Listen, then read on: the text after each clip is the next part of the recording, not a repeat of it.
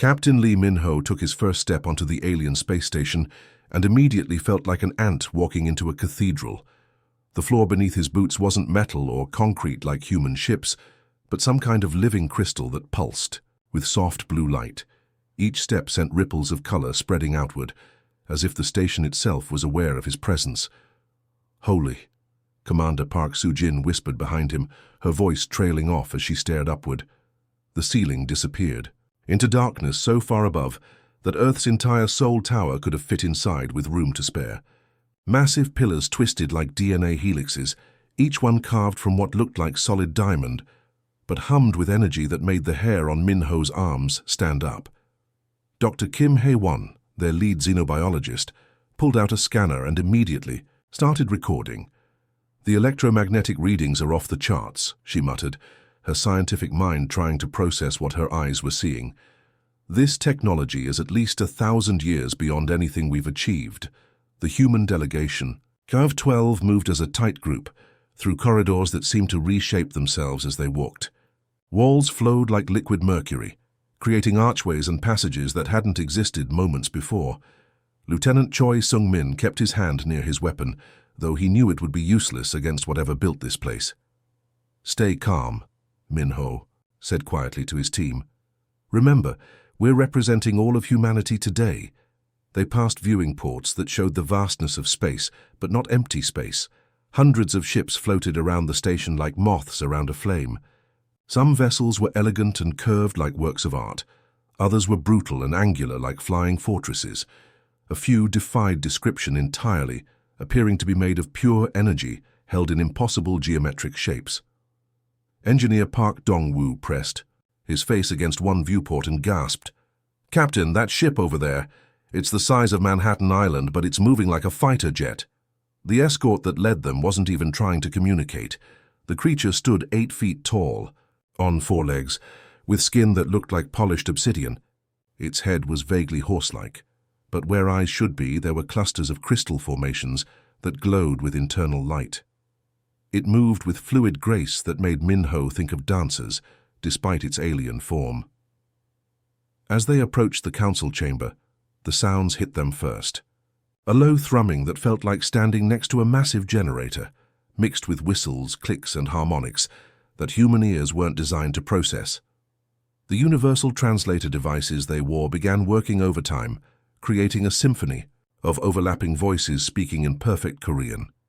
The chamber doors were 30 feet tall and apparently made from a single piece of black stone that contained swirling galaxies of stars. As they opened, revealing the council chamber beyond, Min-ho felt his breath catch in his throat. The space was impossibly vast, with seating areas that defied gravity. Some council members sat on what appeared to be floating islands of rock, others in bubbles of colored gas suspended in mid-air. The center of the chamber contained a speaking platform, surrounded by a moat of liquid light that shifted between every color imaginable. 12 species, Min-ho counted, each more alien than the last. To his left sat beings that looked like living trees, their bark-covered bodies occasionally sprouting flowers that bloomed and died in seconds. Across from them, creatures of pure energy flickered in and out of existence, their forms sometimes human-shaped, sometimes resembling abstract art come to life. But it was the massive reptilian beings near the back that made Lieutenant Choi's hand twitch toward his sidearm. Each one was the size of a small building, with armored hide that looked like it could stop tank rounds. Their eyes glowed like molten gold, and when they breathed, steam rose from their nostrils. At the center of it all sat High Arbiter Velthak. Min-ho had seen the briefing photos, but nothing had prepared him for the reality. The creature was a fusion of insect and nightmare, standing 12 feet tall with 6 arms that ended in razor-sharp claws. Its compound eyes contained thousands of individual lenses, each one seeming to focus on the humans individually. When Velthak spoke, the sound came from multiple throats, creating harmonics that made Min-ho's bones vibrate. The universal translator worked, but couldn't eliminate the underlying menace in the alien's voice. "Humans," Velthak buzzed, the word sounding like an insult. "So small, so primitive. Your species discovered faster than light travel, what, 50 of your years ago?" We have been traveling the stars since before your planet had multicellular life. Dr. Kim stepped forward slightly, her scientific curiosity overcoming her fear. Your technology is remarkable. We hope to learn from each other and grow together as galactic neighbors. The sound that erupted from the chamber was definitely laughter, but not the kind humans would recognize. It was the sound of grinding metal, of breaking glass, of dying animals. Several council members joined in, creating a cacophony that made the humans instinctively step closer together. Learn? Velthak's mandibles clicked rapidly. Growth. You misunderstand your situation entirely, little mammals. The emergency bunker beneath Geneva buzzed with activity as world leaders gathered around the massive holographic display table. General Kim Tae-woo's uniform showed the strain of 3 sleepless days since Captain Lee Min-ho's diplomatic team had returned with the Council's ultimatum. Coffee cups and energy drink cans littered the table where presidents, prime ministers, and military commanders from every nation on Earth sat in stunned silence. "Show them the scans again," General Kim said, his voice hoarse from constant briefings. Dr. Choi Hee-jin's fingers flew across the holographic interface, bringing up 3-dimensional models of the alien ships that now surrounded Earth's solar system. The vessels hung in space like predatory sharks, their sleek hulls gleaming with energy shields that shimmered like soap bubbles.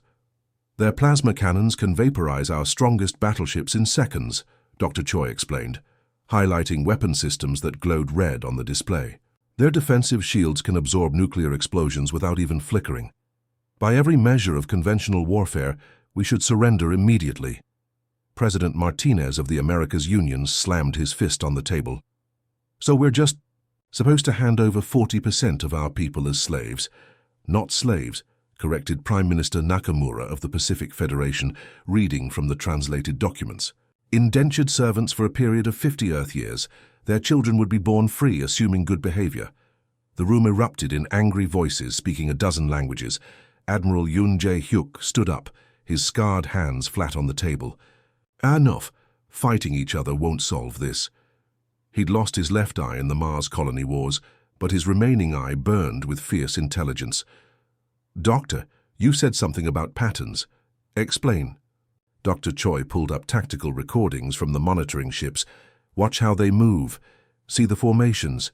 Perfect geometric shapes, precise timing, predictable maneuvers. It's beautiful, but it's also mechanical." The hologram showed alien fleets, moving like synchronized swimmers, each ship maintaining exact distances and angles. Their attack patterns flowed like deadly ballets, energy weapons firing in coordinated salvos that could level continents. "They've been doing this for thousands of years," Dr. Choi continued. "Every species they've conquered fought the same way. Fleet meets fleet, superior technology wins, survivors surrender. They've never faced an enemy that refused to play by their rules." Captain Oh Dong-hyun, fresh from commanding Earth's mining operations in the asteroid belt, leaned forward. "What kind of rules are we talking about breaking?" Dr. Choi's smile was sharp as a blade. "Every rule. They expect us to build warships to fight their warships. They expect us to meet them in open space for honorable combat. They expect us to value our pretty ships more than victory." She pulled up schematics of civilian vessels, cargo haulers that moved freight between Earth and Mars, mining ships designed to crack open asteroids, even passenger liners that carried tourists to the lunar colonies. "What if we don't build warships at all?" Dr. Choi asked. "What if we turn everything into a weapon?" The room fell silent as the implications sank in. General Kim's weathered face broke into the first smile anyone had seen from him in days. "You want to weaponize our entire civilian fleet?" "More than that," Dr. Choi said, pulling up technical specifications. "Mining ships are built to survive asteroid impacts. They're tough, maneuverable, and designed to work in dangerous environments. A cargo hauler can carry 1,000 tons of whatever we want to put inside it. And passenger ships. They're fast and equipped with the best navigation computers we've ever built." Admiral Yoon studied the displays with growing excitement. "Retrofit the mining ships with kinetic weapons. Load the cargo haulers with missiles. Use the passenger liners as fast attack vessels." "It gets better," Dr. Choi continued. "The aliens scan for military signatures. Their sensors look for battleship armor, naval weapons systems, military computer codes. Our civilian ships don't register as threats. Captain O laughed, a sound with no humor in it. They'll see a bunch of space truckers and miners coming toward them, right up until those space truckers start shooting. The transformation began immediately.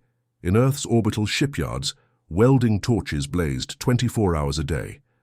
The passenger liner Stardancer had her luxury suites ripped out and replaced with missile launchers. The cargo hauler Big Bertha got armor plating welded to her hull and a railgun mounted where her loading crane used to be. Lieutenant Colonel Bay So Young established training camps on the far side of the moon, where human pilots learned tactics no military academy had ever taught. They practiced hit-and-run attacks, using asteroids and debris fields for cover. They learned to fight dirty, to run when outgunned, and to strike where the enemy least expected it. "Forget everything you know about space combat," Bay told her. Trainees as they suited up for another simulation. "We're not building a navy, we're building a swarm of angry hornets." The alien monitoring ships watched Earth's activities with electronic indifference. Their computers catalogued the increased industrial activity, but saw nothing threatening. Civilian ships were being modified, but not into recognizable warship configurations. The humans appeared to be preparing for evacuation, or perhaps some form of desperate civilian resistance. High Arbiter Velthak reviewed the reports from his flagship. The primitive mammals were showing the same pattern as every other species. Initial defiance, followed by frantic preparation, followed by inevitable surrender when they realized the futility of resistance. What the aliens didn't understand was that humans had never learned how to surrender properly.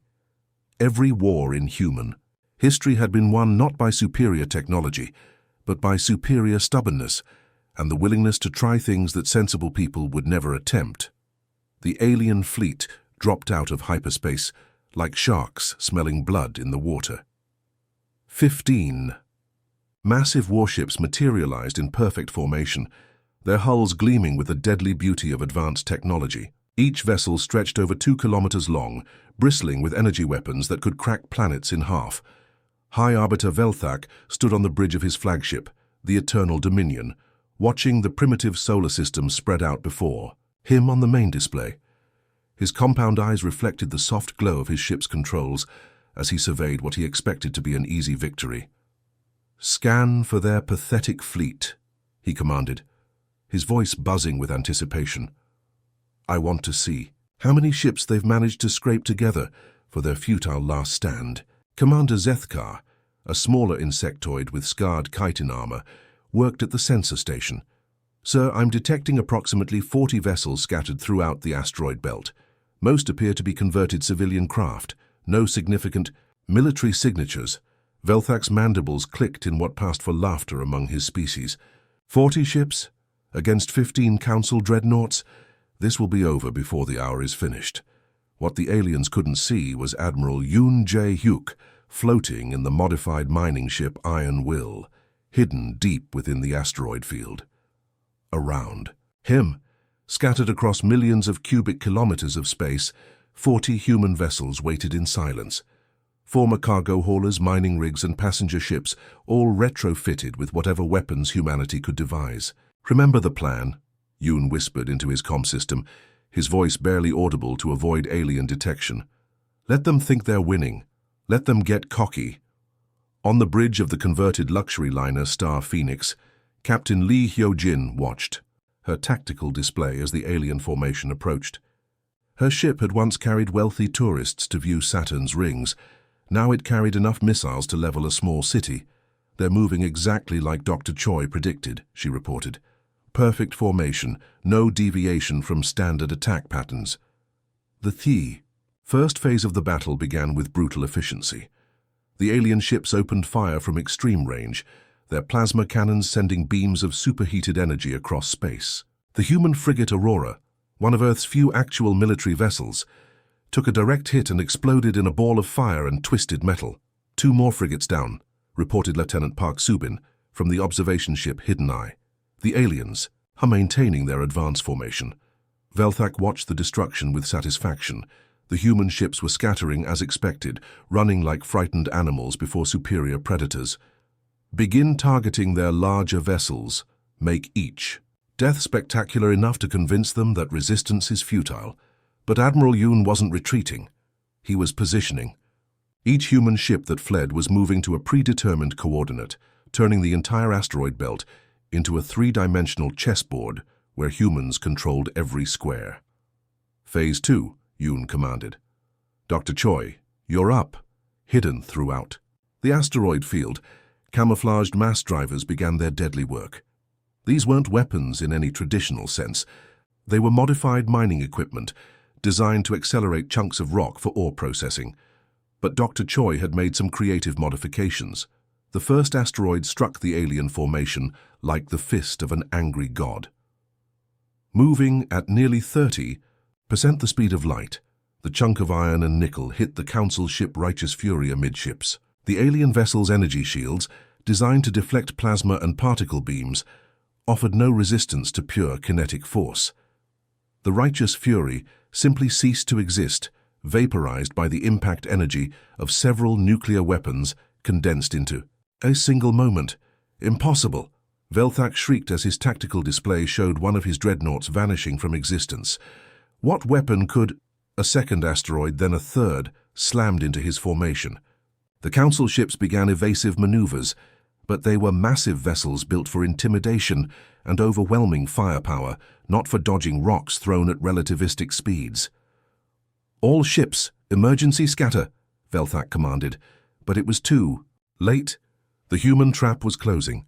Captain Kwon Min-soo had been waiting for this moment. His ship, the converted cargo hauler Big Betty, had once carried steel beams to the Mars colonies. Now it carried something far more dangerous, the desperate fury of humanity itself. "Ramming speed!" Kwon shouted to his crew of volunteers, men and women who had signed up knowing they probably wouldn't survive the battle. "Today we show these monsters what humans do when cornered." The Big Betty accelerated directly toward Velthak's flagship, her improvised armor plating glowing red-hot from energy weapon impacts. Behind her, a dozen other converted civilian ships followed suit, turning themselves into guided missiles of flesh and steel. The Eternal Dominion's point defense systems frantically tried to stop the incoming human ships, but there were too many. Targets coming from too many directions. The Big Betty smashed into the alien flagship's engine section, her fusion reactor detonating in a brilliant flash that sent shockwaves through both vessels. "Retreat!" Velthak commanded as his ship shuddered from the impact. All surviving vessels emergency jumped to hyperspace. Of the 15 ships that had entered the Sol system with such arrogance, only 3 limped away into the darkness of space. The others drifted as wreckage among the asteroids, their crews dead or dying in the cold vacuum. Captain Lee Hyo-jin floated in her damaged command chair, watching the alien ships flee. Around her, the surviving human vessels regrouped, their crews cheering despite their losses. They had done something no species in galactic history had managed. They had bloodied the Council's nose. The news spread faster than light through the galaxy's communication networks. On 1,000 worlds, enslaved species looked up at their alien masters with new eyes. The humans had proven something everyone thought impossible. The Council could be beaten. The Council's war room on their capital station buzzed with activity that bordered on panic. High Arbiter Velthak, still bearing the scars from his encounter with human forces, stood before the assembled Council members as they reviewed the devastating reports from Sol system. 15 ships, rumbled Korthvan, a massive reptilian creature, whose species had conquered dozens of worlds before joining the Council. His voice sounded like grinding stone, and battle scars covered his armored hide like a roadmap of galactic conquest. 15 of our finest dreadnoughts destroyed by mining equipment and cargo haulers. The aquatic Volmari representative, floating in her environmental suit filled with purple liquid, spoke through her translator with obvious distress. Our subjects across 17 systems are asking questions. The hegemony's control depends on absolute authority. If word spreads that primitives can defeat us, then we demonstrate that their victory was luck, Velthak interrupted, his compound eyes gleaming with fury. Admiral Korthvan, assemble the largest battle fleet in Council history. I want every species to contribute their finest warships. Within Days, the greatest armada the galaxy had ever seen, began converging on Council space. The crystalline Zethkari provided their reality-bending warships that could phase in and out of normal space. The energy beings known as the Luminar contributed vessels made of pure plasma held in magnetic fields. Even the tree-like Vadani sent their bioships, living vessels, that could heal themselves in battle. Admiral Korthvin's flagship, the Worldbreaker, stretched 5 kilometers from bow to stern. Its hull was forged from the core metal of a dead star, and its weapons could reduce moons to cosmic dust. Around it, 3,000 ships formed the largest military formation in galactic history. But humanity had spent the weeks since their first victory preparing for exactly this response. Deep in the asteroid belt of the Tau Ceti system, Colonel Han Ji-min supervised the construction of humanity's most ambitious project yet.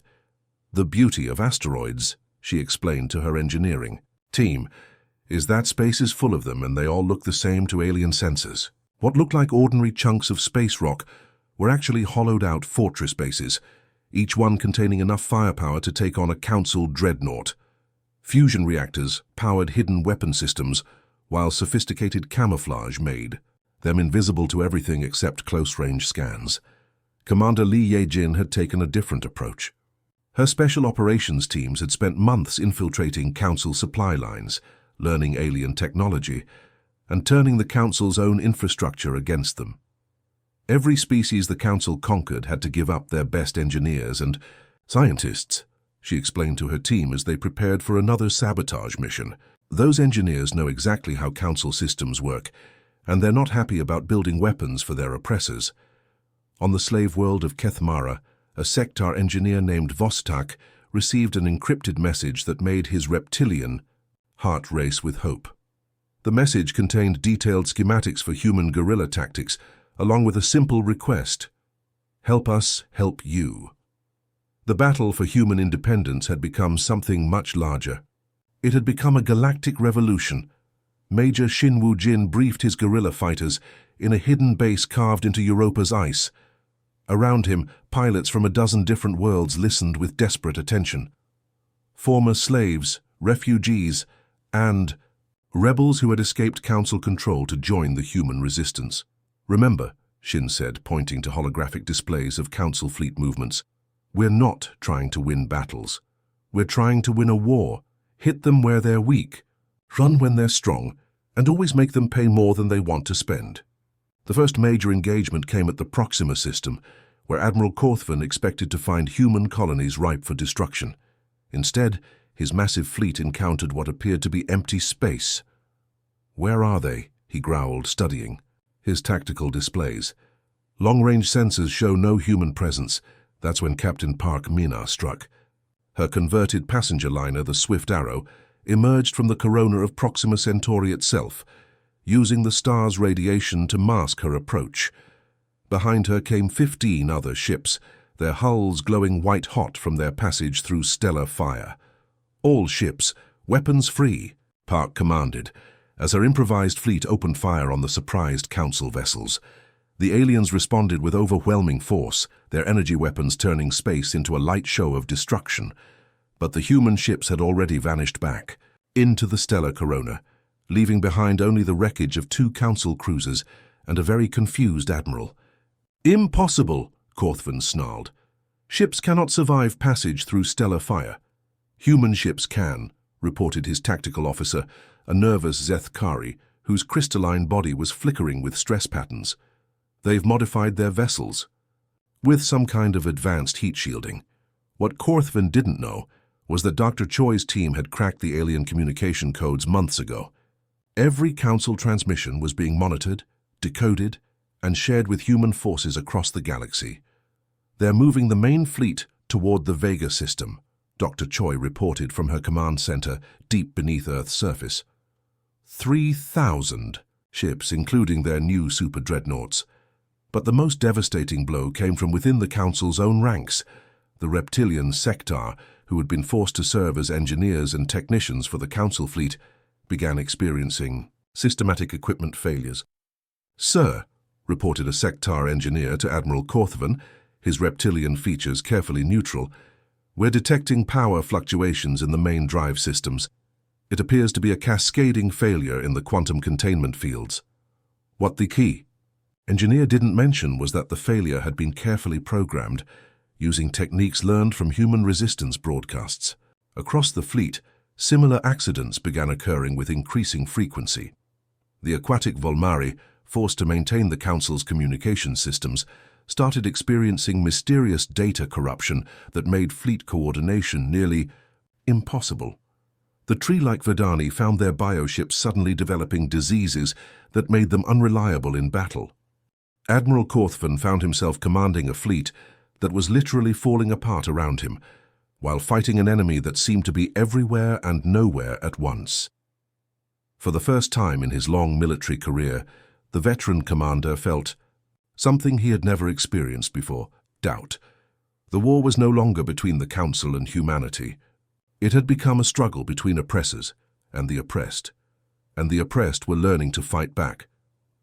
The Nexus Prime system had been the heart of galactic civilization for over 10,000 years. At its center, the massive fortress station, called the Eternal Throne, floated like an artificial planet, its crystalline spires reaching into space like the fingers of a dying god. This was where the Council had ruled the galaxy with absolute authority, where species came to beg for mercy, and where the fate of countless worlds was decided. Now it was under siege.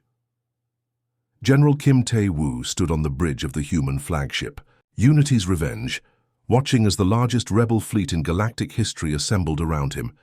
What had started as humanity's desperate fight for freedom had become something far greater. 17 different species had joined the rebellion, each bringing their own ships, weapons, and burning desire for revenge.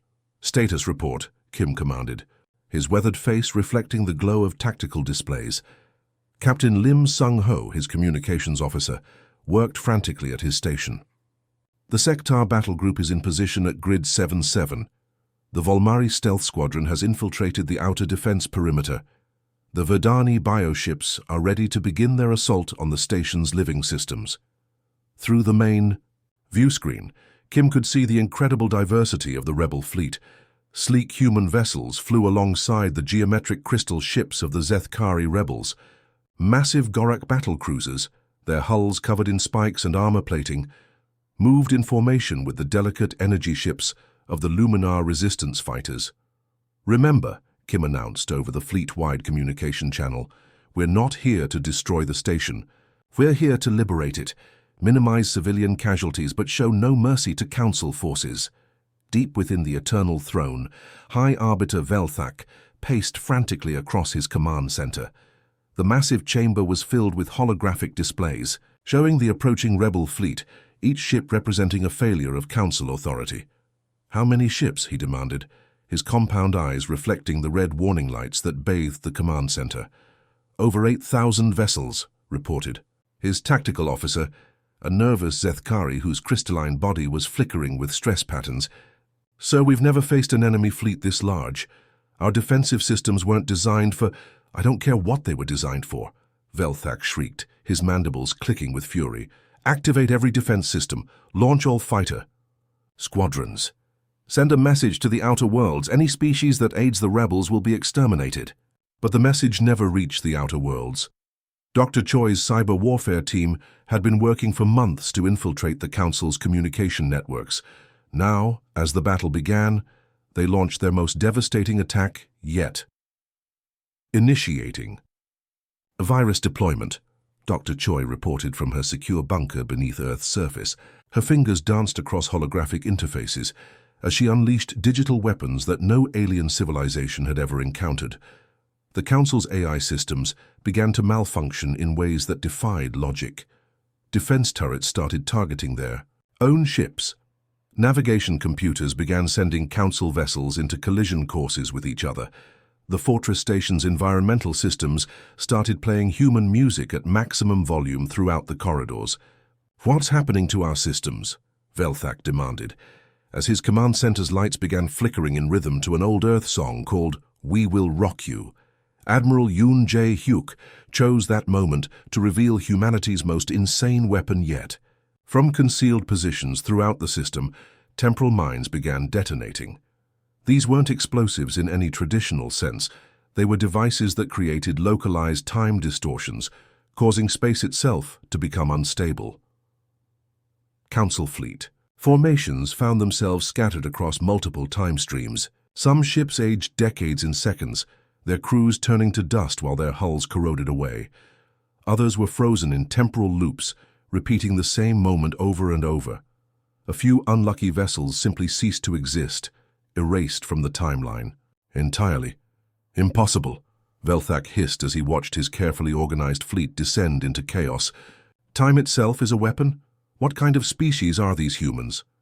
Captain Omin Jung had been waiting for this moment. Her boarding ship, the Vengeance's Edge, was one of humanity's newest designs, a vessel built specifically for close quarters, combat inside enemy stations. As the fortress station's defenses crumbled under the combined assault, she led her strike team through a breach in the outer hull. "Remember your training," she told her team as they moved through corridors that seemed to shift and change around them. "The Council has ruled through fear for 10,000 years. Today we show them what real fear looks like." The boarding action was unlike anything in galactic military history. Human marines, equipped with weapons that fired solid projectiles, instead of energy beams, moved through the station's corridors like ghosts. The Council's security forces, trained to fight against conventional energy weapons, found themselves helpless against old-fashioned bullets and explosives. But it wasn't just humans fighting anymore. Sector engineers who had been forced to maintain the station's systems suddenly remembered which side they were really on. Volmari technicians began sabotaging critical systems from within. Even some of the Council's own AI constructs turned against their masters, infected by Dr. Choi's digital viruses. The final confrontation came in the Council's ancient throne room, where Velthak made his last stand, surrounded by his most loyal guards. But even here, the rebellion had infiltrated. Half of his guards were secret rebels, and when Captain O's team burst through the doors, they found themselves facing not resistance, but surrender. "You cannot do this," Velthak pleaded, his once mighty voice reduced to a desperate whisper. "The Council has maintained order for millennia. Without us, the galaxy will descend into chaos." Captain O removed her helmet, revealing a face scarred by battle, but brightened by victory. "You're right about one thing. The galaxy will change, but it won't be chaos. It'll be freedom." The surrender documents were signed in the same chamber where countless species had been forced to accept Council rule. But this time, the treaty established something new. The Galactic Alliance, a voluntary union where species work together as equals, rather than rulers and subjects. Dr. Choi watched the ceremony from Earth, her laboratory filled with the holographic displays that had helped humanity win an impossible war. Around her, her team celebrated, but she felt something deeper than victory. They had proven that even the mightiest empire could fall if enough people stood together and refused to accept oppression. As the news spread across the galaxy, former slave worlds erupted in celebration. Species that had lived under Council rule for thousands of years suddenly found themselves free to chart their own destinies. The age of galactic tyranny was over. The humans had done more than win a war. They had started a revolution that would reshape the galaxy forever. And it all began with a simple decision. When faced with the choice between tribute and war, humanity had chosen to fight. The end.